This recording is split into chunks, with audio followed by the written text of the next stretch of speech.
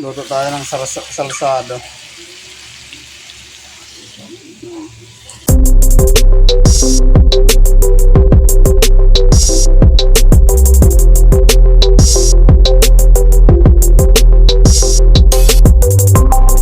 Luluto tayo ngayon ng salsado. Yan, lalagyan natin ng ganas para ng dugo. So, ayan, paluto pa lang.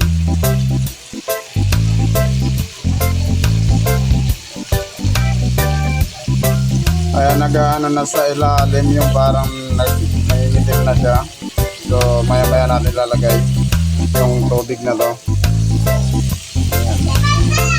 Ayan, pwede na to, iikot lang natin. Ayan.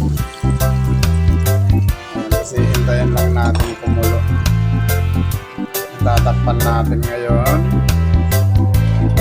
Takpan natin ito. So, hintayin natin ng mga ilang minuto. Ayan. So, ayan, titingnan natin. Kumukulo na siya. Uy, grabe talaga. Chong.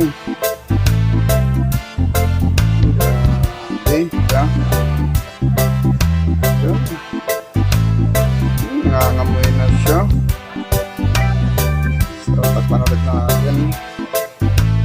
So, ayan. Ilalagay na natin yung gulays para sa pampalagdag dugo.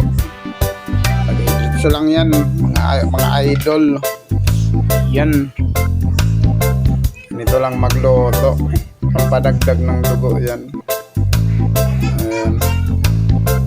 Oh, pampadagdag daw yan ng dugo. Yung walang dugo, hindi na pwede yan. Yan. Sarap talaga. Nalalasam. Kaya okay na yan. Bukas natin. Right. So ayan, luto na ang ating nilotong manok na salsa. Wow. Sarap. Native na kaluto lang to. Pang bahay. Baka sa mga sa bukid-bukid, masarap to. Ayan.